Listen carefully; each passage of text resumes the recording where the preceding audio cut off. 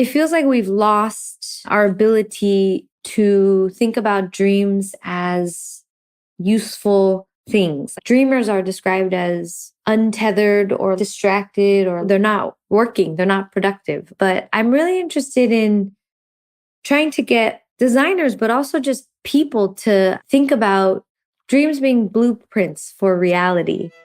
I'm Ran Dror, and this is Remake, a podcast about design, systems, and society.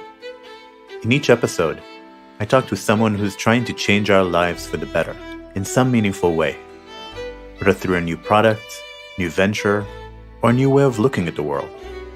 And I try to understand how they came to it, what makes them tick, and what we can learn from them. Vicki Tan is a product designer, a public speaker, a student of behavioral psychology, and a dog mom based in Brooklyn. She currently works at Spotify and has previously worked at Headspace, Lyft, and Google. She cares deeply about the human aspects of design and the insights that data cannot provide. In her spare time, she's working on an illustrated book on cognitive bias. We spoke in mid-July 2022, and I was excited to talk to Vicki because she's been at the center of designing some really delightful digital experiences in Headspace, Lyft, and Spotify, and has given interesting talks on the complex interactions of data, logic, and creativity. It was a lot of fun to talk to Vicki, as happens in the best conversations between like-minded individuals. We branched across many topics. When we were done recording, I was a little upset when I found out that due to a bug in our recording software, the high-quality recording of my side of the conversation was lost.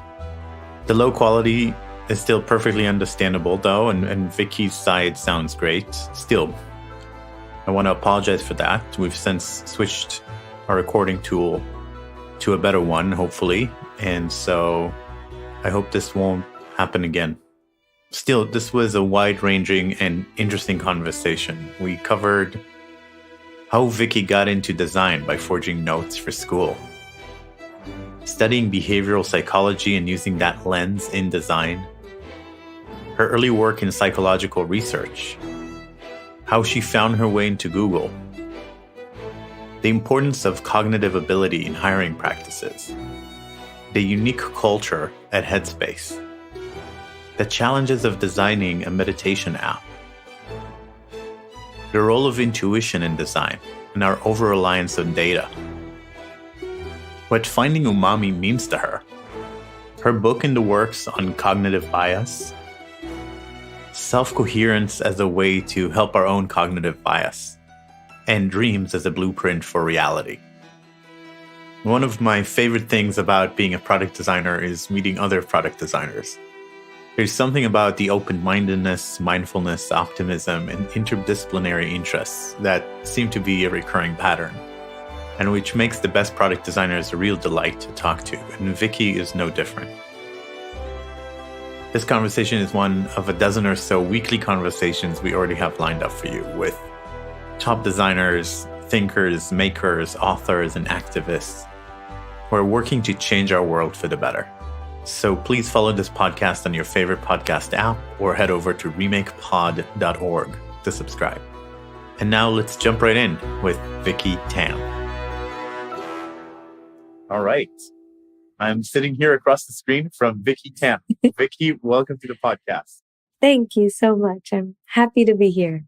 Yeah. And so my first question is, these days, I try to bring us back into our world and our daily experience. And so I want to ask, what's it like to be Vicki Tan in the world these days? Oh, I love that. I guess because everybody has their own little world, huh? I've been thinking about this a lot this week and these couple of months because I just moved. And so whenever you move and you're in a new situation, you're encountering many, many more new people. Yeah, it just becomes much more noticeable. But what it's like for me, I like it. It's great. I usually walk around with a big, fluffy white dog. And what it means is that everybody turns to us and smiles. And everybody has the same set of a few questions. And as the owner of like a big dog who kind of looks like a polar bear, you have to be very patient and gracious with answering the same few questions. And what's cool is that it's helped me just be more friendly with strangers on the street, even when he's not there. And so I guess that was a roundabout way of saying, as I've gotten older, and I don't know if this is typical, but I feel like I've gotten more and more friendly to just anything going on the street. Yeah. So you moved to Brooklyn, correct? You used to. Yeah. So I heard you say in one of your previous interviews that one of the reasons you ended up in Google is that the other option was to move to New York and you didn't like New York at the time. And now you're living in Brooklyn. Yeah. So, what changed? That's so your mind reader, because I was thinking about that this week, and I was thinking about it as I had just finished like playing tennis on a wall, like in a kids playground as they have in Brooklyn. And I was walking around just covered in sweat as you do in the New York humid summer and thinking, I don't really care. I don't care about my appearance at this moment. And it feels very different than when I visited New York in my 20s. And this was pre-COVID by a long time.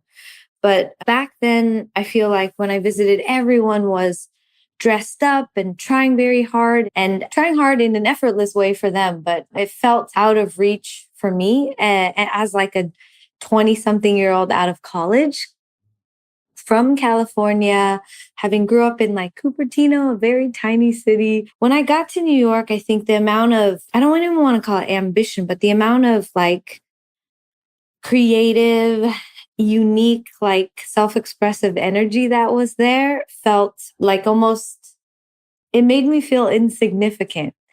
And I think that as you do when you're maybe in your 20s, you compare a little bit more. You're looking at what other people are doing, how they look, like who they're with, and what their life is like. And I think it just felt like I couldn't live in New York because of that. It would just be impossible to be content. And now that I'm here, I'm 38. And it's funny because the situation, the relative situation, the objective situation, I should say, hasn't changed, but my mindset has changed to some extent. There's not a full contentedness, but I can walk around and meet all these incredible people and feel happy that we've each gone deep in our own path without feeling envy or like that knee-jerk comparison. Did I have the similar, because I moved to New York in my 20s. Yeah. I'm trying to think if I had some of that. Maybe I was just too obstinate to be like, I don't care about any of that stuff. Okay, I think, but I think there's definitely so much of everything, and there's so many really impressive people. Yeah. That I can see how easily you can get intimidated by all of that and just not want to be. And it's also nonstop. So I like to start a conversation by getting to know the person and their past a little bit. And so my opening question for this exploration is, what's something you learned in childhood or early in life that is still alive in you today, still guides you or drives? Yeah. Any of my coworkers can attest to this mindset I'm about to say. I don't know if this is why I'm like the way I am, but I tend to operate from a place of rules are very much suggestions to be like tested or pushed on, or if there's no rationale to a rule or a set of constraints or whatever, then I tend to disregard them, which, I think that's what they should be for. And so I don't know if this is why, but I grew up, it was just very quiet. So Cupertino is where Steve Jobs started Apple, but beyond that, like fame, it was just a bunch of nerdy engineers, Chinese, Indian, and Caucasian engineers, like the true like .com engineers wearing their very faded, like whatever. My mom had like an HP shirt with the tennis shoes. Like it was original tech. And they were very just conservative and hardworking 9 to 5ers. And people there did follow rules. Like it was go with the grain. And so I actually don't know why this happened to me, but I grew up a little bit rebellious. My dad passed when I was in grade school. And I think that caused me to feel, as any emo kid or angsty teen feels, like mad at the world, or just a little bit like confused about like, why me, why him, why now. And so I think some of that in my childhood, or at least as discussed with my therapist, like some of the idea that you have to like fend for yourself or like make your own way as a child, losing your parent. I was closer to my dad. I remember there was one specific situation where I lived too close to school to drive my car in, but it was really cool to have a cool car. Like I had a very fast and furious esque like rice rocket. And I wanted to drive it to school to look cool, which is your primary goal at that time. And I had to, I didn't have to, I forged. This was one of an early design project. I forged like a parking pass because they wouldn't give me one because I lived too close. But I wanted to drive the car in. And so I got caught in the end, but I was like, had to do it. That's so funny. We had a party and like an evening, maybe a year or so ago, with some of the top designers in tech in Tel Aviv. Yeah. And someone asked, how did you get started with design?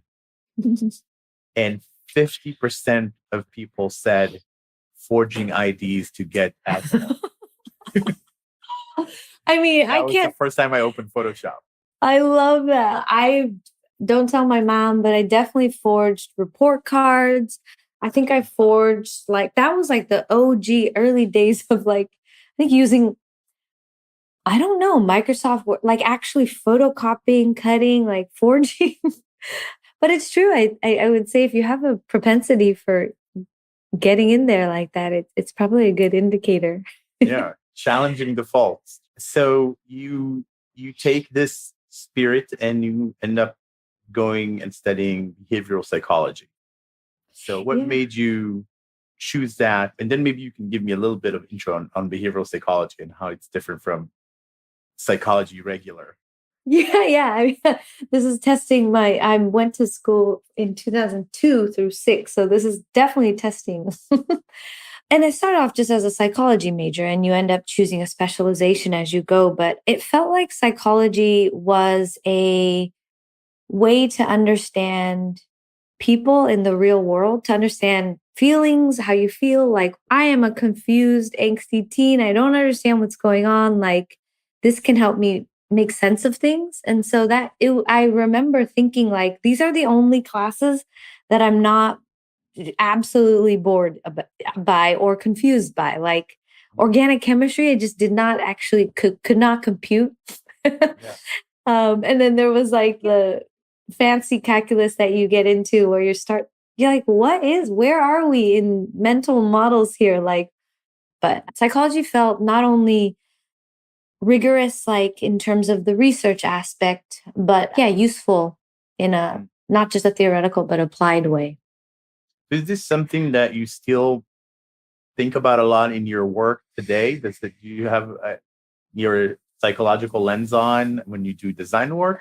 Yeah, I mean, for better for worse, I think as I've made my way through my career, it's definitely been something that I've relied on because I don't have the design school formal training skill set. When in doubt, a classically trained designer, whatever that is, might rely on a certain set of tools that maybe they're more visual or maybe they are more systems or maybe they are more patterns. My fallback, if you will, like if I don't know what to do, I'll think about, behavioral science. I'll think about, which is helpful because there's the end user, which are humans. I'll tend to think about it from that angle, which I wouldn't say there's a right or wrong or even one way, but the idea that more people than not are using a different framework just means that this framework or this approach is helpful because it's different. Yeah, it's funny. I find that there's really two types of designers: the ones that study design and the ones that study something else interesting in the humanities. Yeah. That tends to be the break. I was all over the place. I studied philosophy, history, and film before I got into design. That's incredible. That's the trifecta, right? Yeah, except well, maybe. So after school you go into research and you have some research jobs, and actually your first job at Google was as a researcher. So I'd love to hear about that a little bit. Yeah. Yeah. I was trying to think more about your previous question about how behavioral science has shown up in each of them, but I think this makes more sense to step through them. So, yeah, the first few jobs that I had were in research labs. I was just a research assistant. My very first one was in an alcoholism lab, which means getting college kids drunk at 8 a.m. It was a fascinating first job. We were looking at the genetics of alcoholism too. So people don't think about predisposition or like where we all begin is different for everyone, right? And if you have a drink versus I have a drink, people also don't think about like how we are changing our DNA as we live life. I feel like these concepts feel very abstract for our day to day, but I went on a path of doing it was the next diabetes research. I worked in pulmonology. And then last was pediatric oncology, which everyone, they hear that they're so sad about it. Like kids who have cancer, what could be like more sad? And counterintuitively, that job was one of the best I had in terms of the people who are the doctors and the nurses who decide to work in that field and the kiddos, like, and their families. Like, it's actually so heartwarming despite the glaring obviousness of the situation. And also for those families, like the adversity of finding that out, like whether for a newborn or a young child, puts things into perspective, right? You don't get to worry about like, I don't want to call them dumb things, but you don't get to be so concerned with trivial things. Yeah. But I'll say this over and over throughout my career. It was very lucky that somebody from Google reached out to me. That career path I just described was pretty unfocused. The types of research weren't even behavioral science. They were just research to have work experience. And even then, my degree, like whatever paper I wrote at the end of it, it was just an undergrad degree that I got from a place. But somebody from Google was my manager at the time. Shannon Shaper was building an experimental team looking at how we hire people and what makes like somebody a good performer, a good employee over the duration of their career at Google. So not just what makes them good at X role, but also Y second role and Z third role in the future. And so we were trying to look at something they called cognitive ability that's been talked about a little bit more since then. And so they just hired a bunch of random people with different types of like organizational psychology, social psychology, just like psych degrees. And yeah, it was kind of a motley crew of people. And I loved that team because it was people from all corners of I don't even know where they're all at now, but yeah, there wasn't a direct connection for what I was doing to what I started doing there. And it ended up just being a perfect segue for me. So the research we did, it was a type of industrial organizational psychology using frameworks to not only predict behavior, but also reduce bias in the hiring process. Yeah. And so those studies, I remember when they came out because I think some of them ended up being quite influential outside of Google. So what are some of the completely overrated factors that turned out to be not so predictive versus the surprisingly predictive element that people didn't think about?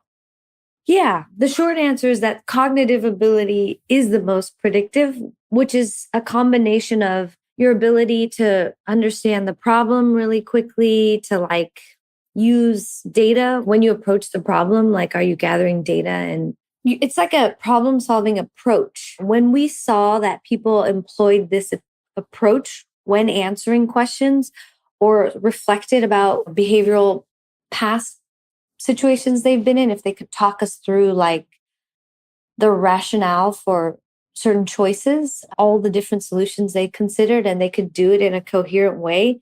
Having high cognitive ability was the most predictive for future success in any role at Google. But beyond that, some of the things that felt counterintuitive to everyone there, except for the researchers, was that adding more structure to an interview made it better. Because people think we're human, we're people who feel like, especially the older you get, the more you build your intuition, the more people you encounter, the better judges of character I think people think they are. And people like to think they could use their gut and intuition to make a hiring decision. But often those are anchored on factors that have nothing to do with performance. So that's one. The adding the structure, even adding like an interview script, adding follow-up questions, things we tend to forget to do when we're in the flow, like your past self who's trying to hire a good employee, that structure helps your future self remember what your past self wanted in an applicant. It's just like if you're dating someone and you get smitten by their how good they are at this, that, and the other, and you forget about all those actual things you wanted, about like your longer term goals. You wanted the classic, you wanted to get married and have kids. Oh, but this person's a drummer, like and not to say you can't, but it's like that where you said you wanted these they're things. not into marriage and kids, let's say. Yeah. Yeah.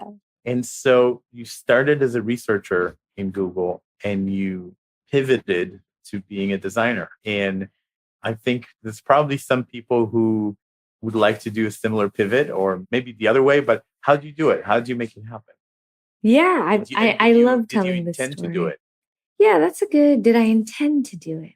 Well, also first I'll clarify. I started as just an associate of a research team. A researcher, saying I was a researcher would be giving myself too much credit.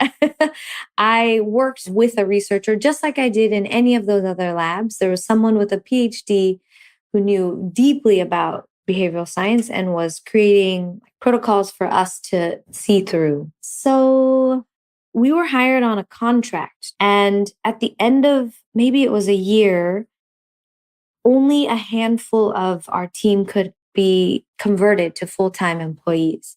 And it felt a little like the Hunger Games, where we were like, all right, like we were so close. We had such a good time. You imagine going from a research lab with like Folgers and crappy like cereal to Google, which literally has like just restaurants and slides and balloons and and so we were like, this is the dream. This is adult Disneyland. And we each had to come up with a specialty, like a talent almost to be chosen for conversion. And it was fascinating just as its own social experiment to see one of our friends became more of like a data analyst. He was good at the spreadsheets and the formulas. And another was more managerial. And I don't even know what the other ones became. I became the like visual design person. And what's really cool about Google is that everyone's willing to help you, or I found that people were willing to help me as just a random person in the organization. And the very first design problem that I worked on that team was we came up with this amazing framework. It lived in a very extensive spreadsheet, and we needed every single Googler to use it when they interviewed. And no one loves interviewing. Like it takes up their time. You do it like so infrequently that you're not really an expert in it. Like the payoff is quite low because most of the people you aren't hiring. And so to add something else that like some people had to learn about and they had to use this new thing, people weren't that interested. But for us as an internal team testing our framework, we needed people to use it. And it's good for them. It's good for us. It's good for the company. So designing a tool that felt like almost like an interviewing tool that felt exciting to use, that maybe it would save time for you, it would help you come to a decision. Like that was the first project I inadvertently took on. And it ended up being just perfect for the idea that I would know the subject matter so well. And it was internal, so fairly low stakes. That's sort of how the transition began. And so what's important for people who are trying to make that transition to know is like, it wasn't fast. It wasn't like, oh, I started off as a researcher and I just asked for a design role and boom. Like, I wasn't super interested in working on HR tools, but those were the ones that were like small deviations away from what I was doing. And because of that, they were perfect. They were perfect because it was easy for me to only focus on at the time, like learning Illustrator, learning Photoshop, learning Keynote, versus trying to learn a whole new subject matter and becoming an expert in that in order to design for it. Yeah. And then so you spent some time in Google as a designer. And then you have all of these great companies after that, Lyft, Headspace, and now Spotify, that it almost feels like too long of a journey to treat separately. I want to ask you, what was this journey like? And how did you see these companies? How are they different? How are they the same? What was your experience of them? Yeah. Well, Lyft was the first like real. I know I was doing design in bits and pieces at Google, but Lyft felt like the first real design job I had. And because it was such a small team, this was back when we still had the pink mustache, there was balloons in the app. Like this was OG Lyft. Yeah. And one of the first projects we did was redesigning the whole app so that you could request your ride in a different way. At the time, it felt like if we did that well, you actually wouldn't need to have your phone out after doing the thing. Like by and large, Lyft is a very backgroundable app when things go well. In some ways, so is Headspace. Like you put it on, hopefully we get you quickly to what you need and you're just listening and meditating and hopefully you use your phone less. There's a lot of counterintuitiveness in some of the products that I've worked on in that the UI, which is what we design, is not the hero. We design like an offline experience or like an off-screen experience. Similar with Spotify because it's an audio platform, and this is kind of like a shoe I'm trying to make fit. But a lot of it isn't like the super cool interaction that I made, like the in-app experience or whatever. It's getting you something you need that makes like either a convenience in your day or like a smoothness in your day, an improvement in your day, like changes your mood, helps the atmosphere. I think I'm really drawn to consumer facing products now for that reason. I haven't done anything really B2B or anything systems level. Like my capacity for like design work is very like experiential and I'm happy to like lean into that. I don't want to be a systems designer. Like I'm far too disorganized for that. And as well, more than the actual design problems, I've tried to choose companies based on my immediate team. Do I like working with these people? Can I spend a lot of time with them? Do I feel safe, especially at Lyft, not knowing any design? Do I feel safe asking really dumb questions? Do I feel safe showing things in a messy, unformed way, like before things have gotten too far along? Like, yeah. It's funny because it's part of the team research in Google that showed that psychological safety was a great predictor of team success. Yeah.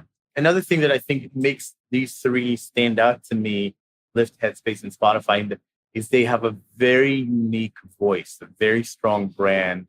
That they know who they are. The app really speaks in a very unique visual language. And I'm especially wondering about Headspace. So I actually got to interview Andy as an expert in the design sprint a couple of years ago. It was such a pleasure because I saw his business mind. He's not because you could imagine him being like this monkish, very mindful, spiritual fellow, and he is, I'm sure. But he also when we asked him about strategy and really important questions like that, and he was fast. Yeah. So, what was the culture like at Headspace? Because you would imagine a company that dedicated to mindfulness would have somewhat of a different feel than other tech companies. Yeah. I mean, we were in Santa Monica in LA. So moving from San Francisco to Santa Monica and it just being more relaxed and casual. The people who worked there, it was early stage. 200 or something at the time. Every single person when I joined was just like loved meditation. It wasn't in a like drinking the punch way. It was like they wanted to work there because were mindful. They thought a lot about, even now, some of the friends that I have that were from there, that's what they're still pursuing because that's just their interest. So the culture there was exactly how you would imagine a company of people working on mindfulness and meditation. Everyone was thoughtful, curious, courteous. I loved the idea that the customer service reps, normally who are helping you troubleshoot, like, my account got locked out and my app is broken. They turned out to be mini like meditation guides. Like people would call it and say, when I was doing the anxiety course or this or that sleep pack, I experienced this. And they would provide support on people's practice. Wow. And, when we would have meetings, Andy would be there trying to help us understand how. So I was working on onboarding. How did they onboard people into the monastery? How did they teach them healthy habits for meditation? What are the lessons that he learned in Tibet? And how do we translate those into the app? Whereas at other tech companies, what you're trying to do is so different. You're not trying to like capture something and maybe you are, but nowhere else that I've worked are you trying to actually just make digital something very analog. And that's kind of tricky. Yeah, yeah, it's interesting. Yeah. I would imagine like there needs to be a counterweight to that. So when there's like, so here's how we did it in the monastery in Tibet, and then someone has to say, well, here's how apps work, and it's different. And then the conversation is where the truth actually emerges, because there's probably some value in the way the monastery did it, but it's somewhere you can't just copy it. Exactly. Right. And these people, regular old consumers, are not monks. Right. But yes, so many just nuggets of wisdom from being there. You just get immersed in it. I felt really lucky to be there at that time. I felt like it was what I needed post Silicon Valley tech. And the nudge of having twice daily meditations as a company. Like I think all companies should do that. First thing in the morning as a whole company, if you're there, if you want. We meditated in like the open all hands area. And then in the afternoon, kind of when you're feeling the slump, if you want, you can go sit there. The fact that it'll be playing, sometimes Andy would lead it live. Sometimes it would just be a recording, but I love that that's like a standing ritual. I wish it would just happen in my house. Like, oh yeah, the meditation's happening right now. Well, it's really interesting. I got into meditation through an actual center in New York, but I learned it through people and through kind of guided, just people. And so I never got into apps. I've tried all of them. You would think that I'm a product designer. You'd think I'd get excited about meditation apps, but I can't get into it. Like I would rather sit without one. But I think that's great. I think they're probably a helpful way in, but there's a sense of dependence that can grow. Yeah. And maybe someone's voice is not always the best thing to hear in your head when you're meditating. Maybe you need some quiet. Yeah. Yeah. Did you encounter this, just because I'm so curious about it? Yeah. Did you encounter that tension of like, what if what they need is to sit quietly with their own stuff? Yeah. And if you get past some of the basics, the speaking does happen less frequently. The periods of silence happen for longer. But that question came in a lot, which is, hey, I'm a experienced meditator. Do you have silent meditations? Or like, do you have less guided meditations? And there wasn't a good progression of content for people who had graduated past what you probably know of Headspace. And for better or for worse, like Headspace is an app to teach you meditation, or for beginners, like for people who might not at all be able to sit down quietly. And so I think if you think about it that way, it to me feels like one way to get somewhere that you've already gotten to. So of course it doesn't make sense for you to use it, but there's many people who naturally would not be able to get where you've gotten on your own. It's like a training wheels thing. Not on my own, but I guess because I started through actually human teachers. Yeah. in the sitting room, then I guess I never, the apps, there weren't that many apps available at the time. And so later when they came out, maybe I missed that train. But that's a interesting trade-off, right? Which is more people know about meditation because of Headspace, mindfulness meditation because of Headspace, but perhaps their practice is not as deep or sustained. I think the most common Headspace user I encounter is one who has the app but does not use it. It's just sitting there on their phone, almost like a intention or a reminder of, it's like the stack of books you want to read. It's like, this is your like ideal self, and then there's your reality. Yep, yep. And so the question is it better that we've made this like halfway there thing, or should we have left it as you're either doing it or you're not?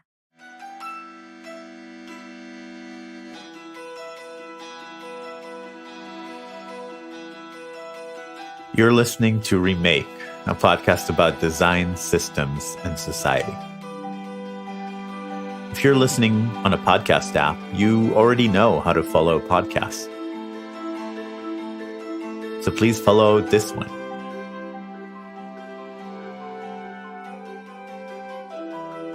If you're listening in a browser, just go to remakepod.org to find links to all the major podcast players where you can follow our show.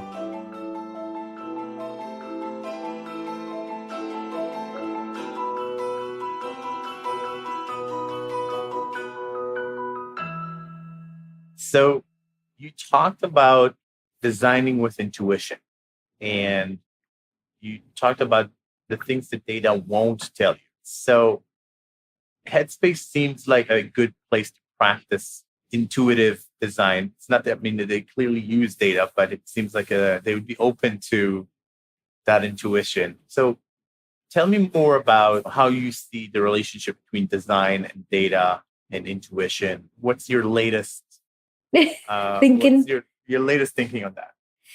Yeah, you know, when I wrote that talk, I was at Headspace, and it's not to say Headspace or anywhere else, or even tech in general. My I don't want to call it a complaint. My criticism in that talk is that we are over reliant on data. And given we can run experiments, given the number of users, subscribers, like given revenue, given investors, like it makes a lot of sense to proceed with caution. But just like with polling, or I don't know, with anywhere else where you can rely on like a tangible thing, we forget about that like intangible thing. So I'm not contesting the usefulness or the utility or the benefits of data. But what I noticed was it felt like we didn't have a good way of integrating the other part of it, like our gut, which is funny because I just finished talking about how our gut in hiring isn't super useful. What I wanted was for there to be more of like a framework that took into account the less quantified aspects along with data. But because data is so tangible, we over rely on it. And I wanted a nice balance. You know, even working at Headspace, we'd run some of the experiments of the features I designed. We run them for the 2 weeks, 4 weeks. We see how much they affect retention, subscribers. If they didn't, like, maybe we wouldn't ship it. And it's like, but how is it helping someone's practice? Was that a question we asked when we decided whether or not to leave it in the product? No. Is it because we're running a business? Probably yes. But would it have hurt to leave it in? Not to me, but I don't run the servers. I don't pay the engineers to maintain them. But as a designer, I think you feel a certain type of like pain when you put a lot into it. It seems to resonate with people, and it gets such a short duration to prove its worth. It feels very, performative. And who knows? Like people's practice ebbs and flows, and the way in which we relate to apps also does. And I don't know, looking at numbers over 2 weeks, I just felt like, oh, but that's why I'm not a PM. Yeah, I feel like I naturally gravitate towards like brand new products. We run sprints with like startups that are building a new product. So there's no data. Yeah. And it suits me well because I prefer conversations over data. I prefer to talk to people who are having this problems and get to the bottom of it and then imagine solutions. And the data will come later. I believe in the value of data. I just don't get excited about the data being my master. Um, Exactly. and that's what the early stage is fascinating to me. You talk about finding umami. Oh yeah, that's a funny title I came up with one day. Yeah, which I always try to find umami when I cook. I always try Yeah, to find it in my yeah. soup or whatever. It's missing some umami. So, what does finding umami mean to Yeah, and I'm glad you called out the title because there was something I was trying to do with the title and with the term, which is something people do all the time in tech. Like as soon as or even in psychology, anywhere, as soon as you give something a name, it becomes something like it's embodied. In tech, there are names for all sorts of things like a flywheel or like like things where you're like, I actually start to cringe now when I hear some of them because they're always spoken about. And same as like ROI or like active users or subs, like we name it and then we talk about it and then we care about it. And so what I was trying to do was name this idea that I had, which we've been talking about, the idea that like sometimes things that matter are hard to quantify, but when they're missing, it's like, it's so important. One example I gave in the talk was just a real life example about like grades or any other like standard measurements of intelligence. Like here we have the SATs. I think there's probably a version of that in any country. And maybe along with some essays and things like that, a lot of your life is unlocked with how well you do on standardized tests. you? But then as you get older, as you move through life, you realize that for yourself and for people you encounter, people you work with, people you're hiring for your team, like there's a lot more than like how they did the SAT or the score. The GPA represents the very last point. This is just like a number we placed at the end of a very long thing. It's like it flattens a lot of the experience. Mm. And I think about everything else that makes somebody successful or everything else that differentiates a 4.0 person from another one. And it's softer, like intangible, like their communication style and their graciousness and their collaboration style and things like that. And Mm.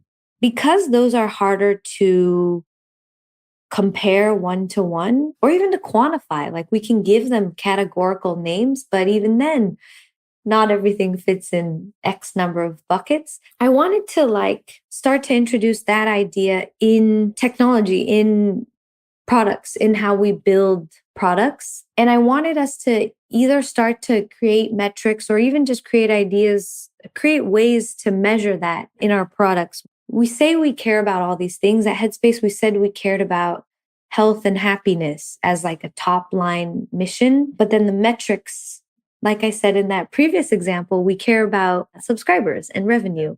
And so, where is the translation from our mission of health and happiness to things we can measure day to day? And, maybe too simplified would be to say, like, let's measure people's subjective happiness who use the app. Or some of them I thought about at Headspace could have been like, health outcomes. That's something we happen to measure already. Could we look at heart blood pressure or things that are actually causes for morbidity in the US at least? At Lyft, it had to do with community building and like sharing rides and things. So can we measure cohesion in the community? Or at Spotify, we care about like helping creators in their livelihoods. We don't really talk about what are these creator artists' livelihoods. Like there's a lot of complaints about that, which around royalties. So if we're trying to help artists be self-sustained, like shouldn't we track how well they're doing?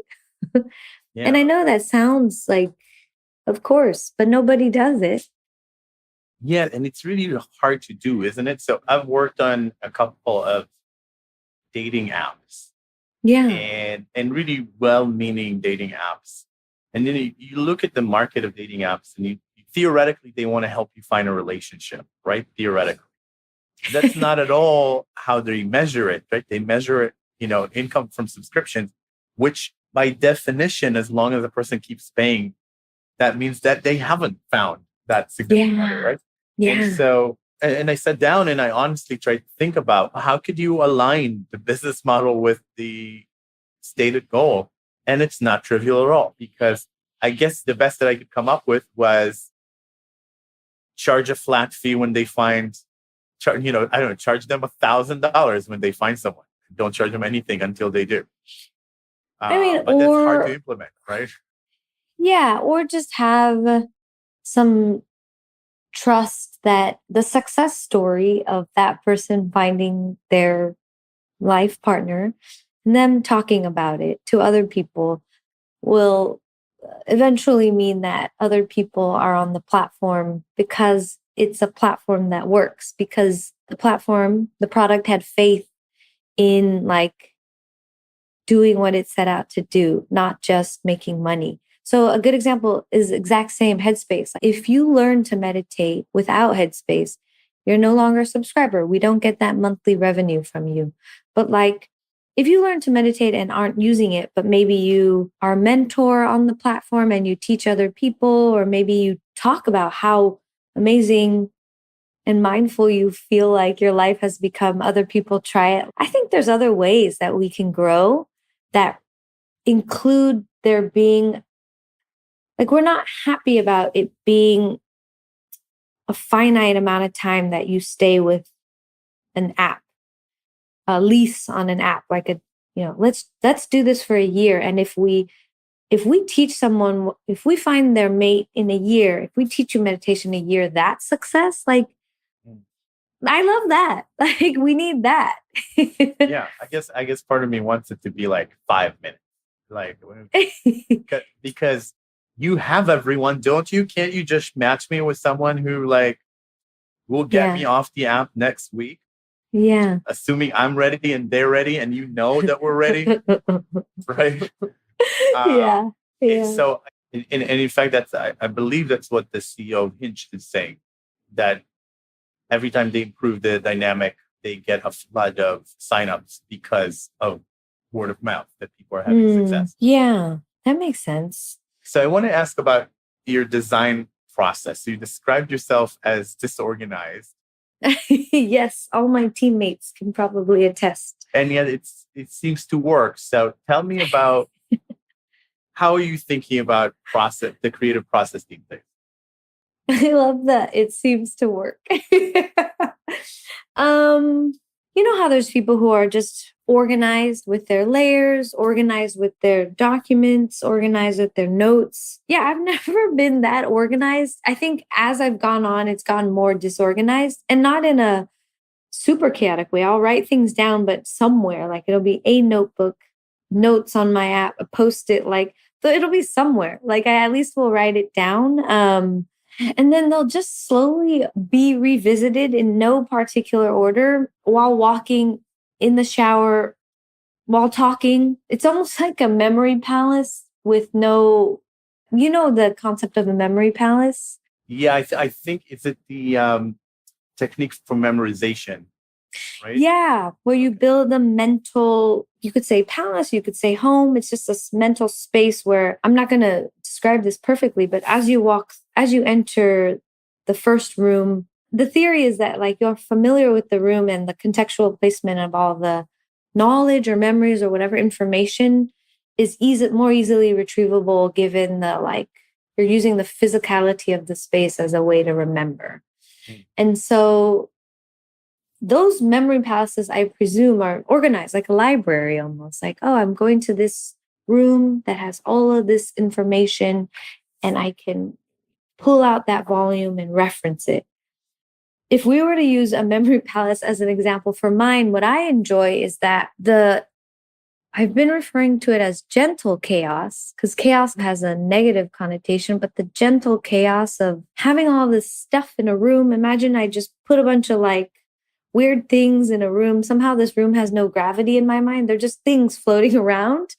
And say you walk into that room, you might just get gently hit in the face with one, two, or three things from the last few months. And then you can like grab and go, and some of it you toss out, some of it you keep, some of it you hold on and it forms a little more, some of it you take away. Does that describe the process at all? So you said it does, but you told me last time we spoke about the way things come together Okay. and how these different things that you've done throughout your life or throughout your day, whether it's reading a sci-fi book or, an article or playing a game, that all of these things feed into your creative process. Yeah. And I really relate to that. And so does it feel like it requires a certain level of chaos? I mean, you're curious about so many things and you keep collecting and you keep trying different things. And you don't know ahead of time how they're going to fit, right? So they have to be floating Yeah. without gravity somewhere because you don't know when they'll collide and create something. Yeah. And I think this kind of speaks to what we were talking about earlier about, you said history, film, philosophy, and how that influences you as a designer or just as a human. Like, to me, the more disparate ideas that I can pluck from different corners of my experience, and not even my experience, like anyone's experience, I think the more interesting, useful it is because we get tunnel vision. Like any sort of specialization creates like these blind spots. And I get it. We need specialization, but like we need to commingle. And when I read like a sci-fi book, which is a type of world building, which is a type of like observation on humanity, it's not just fantasy, right? Or when I go out and watch, like yesterday I got to watch, it was like a live jazz show in Prospect Park. There were parts of that that got me thinking about, obviously because it's music, but stuff I'm trying to do at Spotify. And like I'm looking around, like I will read a book on paper, or I will read a piece of fiction about a couple in a small town in Texas. If we go back to the memory palace of chaos, of things floating around in that space, if we were to, and I've never really thought about it this way, but as you said it, it makes a lot of sense to me. If we were to imagine all of those things that you could introduce into that space, if just design ideas, just design frameworks and tech stuff that we think about are like one type of particle moving in a certain way, like there's actually no chaos. It's just very predictable. But if we can introduce all sorts of different types of things that collide with each other in weird ways, I love that idea that like one bit of information can change how you think about a different idea that you heard. And that translation maybe reframes a whole other thing that like you've known for your whole life. I have a running list, or I guess a aggregation of lists of different ideas. Like one of them, maybe we started talking about this last time, but like I was reading something about time loops and about dreams, and just the idea that we communicate with our past selves via memories, but we could also communicate with our future selves via dreams, or our future selves might be able to communicate with our current selves via dreams. And while it sounds like a wacky idea, I think that could be an interesting framing for us in technology as we're trying to look beyond the present. Like if I can help any technologist, any tech worker, any designer, any developer, any PM be less focused in the present, if I can create like a mental model for them to be like, yeah, actually, we are living in 4 dimension, time being the fourth dimension, without that feeling like a kooky sci-fi, like, okay, Vicki, like we're at work now, right? Like if I can make that concept feel tangible, then second or third order effects of that on the products we build and then on people living in the world using these products feels like massive. And no one at work is talking about time loops or four-dimensional creatures. Conversely, like the opposite end of that, like a very low tech is paper. And I've been, at least last year, experimenting with paper engineering and reading books about just like the subtleness of paper and how it's changed our ability to, like, the fact that we can write things down unlocked so much stuff for us as like humans who think about stuff, human cognition. The fact that you don't have to hold everything in your memory, I think it feels like an understated technology, paper or writing. But beyond it being a place to write down on, paper also has a lot of like the blankness of a white piece of paper has a lot of potential. The idea that paper is like contains memory. If you fold it, it will never be flat again. All those things were consumed over days and weeks and months and seemingly have nothing to do with each other. But I'm interested in like bringing some of these, like, they're not necessarily even novel ideas, but they're maybe new combinations of ideas and just how that can help us loosen our playbooks in tech for better, for better, not worse. Yeah, one of my favorite TED Talks is titled "When Ideas Have Sex." Yes, I love that. And it's all about the creation of new ideas from the combination of ideas and and it speeds up over history. And really, the more it happens, the faster things change. I think it's really beautiful. And so, yeah, I don't quite know where to go from here, but I have There's no good segue from ideas have sex. yeah, but I have a question about the book that you are working on, and it's a book about cognitive bias, and you're trying to make it more accessible. So, what are you trying to say with this book, and what change would you like to enact with this book?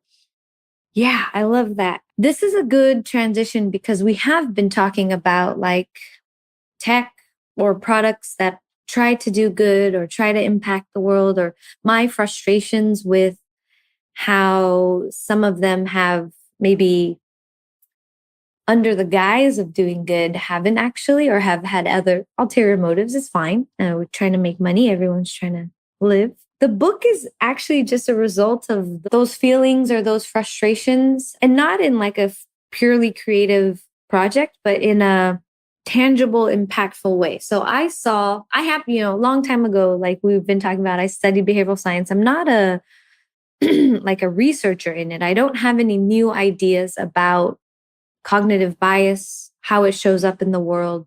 I've probably read less text about it than some people who are big fans of it. But what I do all day at work is make things digestible, easy to use, make good experiences for people. And so I think it occurred to me that there's like a portion of the population that loves thinking about thinking. Like they like the idea of cognition or like hacking it or productivity, or I don't know what to categorize this group of people as, but they read those books. And then there's like everyone else in the world who doesn't really care about thinking and they just go about their day. Maybe they think about other things, but there's not that metacognition happening. Yet they have to make decisions every day about financial stuff, about, speaking of dating, who to live with, who to be with, about job stuff, just like consequential life decisions. And I found that either people have a lot of rigor to that or none at all. Or like they consult friends, they consult advice columns, they consult their gut, they consult astrology or tarot, or there's just like such a range of ways to make a decision. And I wanted to make this type of framework available for them as well. These like unconscious ways in which we might make decisions that are not in our own best self-interest. And so the original idea for the book is that it was a visual, like an illustrated book For all intents, it looks like a children's book, though there's more illustrated adult books now. And you could interact with it. You could rotate it. You could maybe a different spread, you would expand it.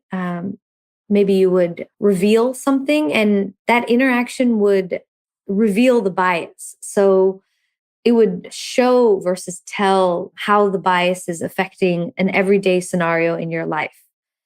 And I just thought, like, you know what? Like, make it easy. Like, make it easy for people to understand. Make it poignant. This is, and I'm sure, a type of marketing or some sort of advertising. Like, make it impactful and memorable, but in a useful way. Like, I'm not trying to sell you anything except for self-coherence, you know? I want you to do what's best for yourself.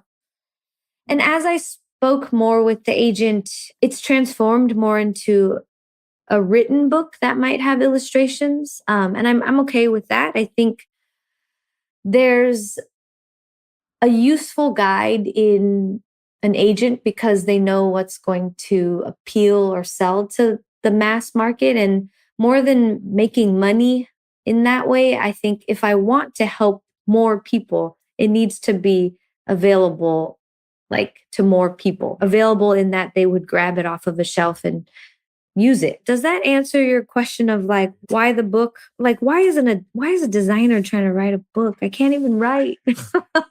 I love this so much. And I fair disclosure, self-published a book a few years ago that's an illustrated book for adults called The Book of Hard Truths.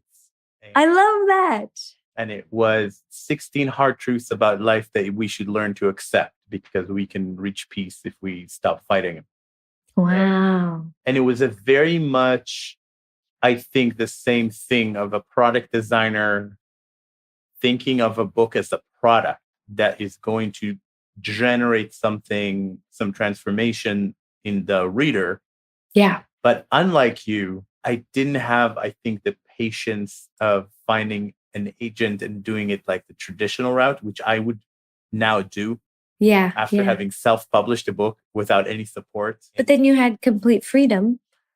I had complete freedom to mess it up and create a very expensive book because the illustrations are like full color, full page. For me, I actually at that moment didn't care. It was a creative outlet. But looking back, I think I probably would have been wise to do what you do, which is work with a professional, figure out what's the right thing to for the market so that it actually affects more people. Because I think probably under 1,000 people ever read this book. Oh, and it's not too late, right? To then bring that. Maybe. Yeah, maybe. I mean, I'm working on something more ambitious now, but but I think there's something about a product designer writing a book. And the same is true with Jake Knapp in the Sprint book, I think. And they approached it as a design project. And I approached this as a design project, which means that we expect results. It's not just a book. You read it, right? We expect like, oh, this is going to do this to the user. Yeah. I mean, it's funny because the people who write the books, especially if we're talking about a nonfiction like research approach or something, the people who do the research aren't always the best people to share about it because they're researchers, right? They didn't spend their time becoming experts in communicators or teachers or whatever. Maybe teachers, I don't know. But so I think there is this beautiful, like, it's a great fit for certain things for designers to take what exists and then make it accessible for other populations. And you see this in the worst way with TikTok and Instagram influencers, where they are highly attuned to the messages that are going to hit with people, or even the messaging, the format, the delivery or whatever, like the virality, but they have no expertise. And so that's on the other end of the spectrum, right? You had, let's say, a pure researcher writing a book, and then you've got like a pure influencer who maybe they're not an expert in whatever they're influencing on. Say it's a health influencer. They're just healthy. And then they're doing the communication, like somewhere in between. I'm going to defend TikTok here because I've been following some physicists on TikTok and some professors, and there's some people who are doing both, right? Like actually making things accessible that they know about. Yes. And if they're experts, amazing. And I love that the medium can nudge them and teach them how to share. Yeah, I guess the TikTok example was for just when you're a random person making claims. So I have a closing question. So in his TED Talk, the philosopher Alain de Botton talks about the difference between a lecture and a sermon. A lecture being a boring, modern way of delivering information, and you make up your own mind. And a sermon being an urgent plea to change someone's life, really taking them seriously and trying to really help them. And he longs for the days of sermons, and he thinks we let them go too easily in the modern age. And so if you had a chance to give a short sermon, what would it be about? I think it would be about these ideas, these themes that we've been revisiting throughout this talk, which would also be the evolution of the ideas or I think we could call them sermons. The sermons I've given so far, the talks I've given so far, have been trying to give credence or give form or give validity to a softer, like less tangible way of designing it, at least. And I've been thinking of a talk, and we can call it a sermon, which makes me uncomfortable. But I've been thinking of this idea of like going dreamy. We've talked about dreams a couple of times, but it feels like we've lost our ability to think about dreams as useful things. Dreamers are described as untethered or like distracted or like, they're not working, they're not productive, or the idea that they're opposite from like a thinker who is aware. But I'm really interested in trying to get designers, but also just people to think about dreams being blueprints for reality, and the idea that reality can be found in dreams and they're not just disparate, separate things. We don't think twice about memories. We remember something. In some ways, it's a figment of our imagination when we remember something. It exists only in our mind. And we take that to be every day, like, oh yeah, I remember that. Even though actually a lot of times they're wrong. They're fallible, right? They're imperfect communication tools with our past selves. Yet when we dream, experiencing a dream while sleeping, we throw those away completely. Like we don't throw them away, but we don't think of them as we do of memories.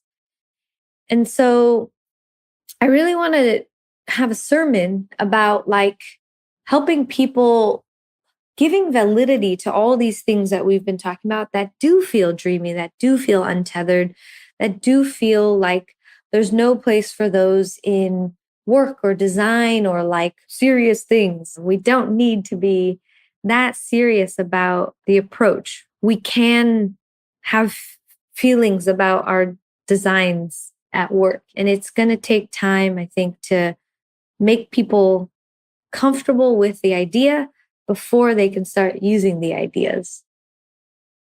All right. Thank you, Vicki. I would like to thank you so much for taking the time to talk to us today. It was a pleasure. Thank you so much. This was so fun. Like just going on random tangents is like my ideal way of having conversations. So thank you for listening. Remake is produced by myself and Regina Rothstein. Research and editing by Louis Brady. And audio engineering by Greg Cocoveos. If you enjoyed the podcast, please consider writing a 5-star review in Apple's podcast or wherever you're listening. It helps many more people discover the podcast and also just makes us feel good. Current support for the podcast comes from my own design company, Remake Labs. We're a global strategic design speed agency aimed at improving outcomes through repeated and rapid design interventions. Now, until next time, be well everyone, and see you next week on Remake.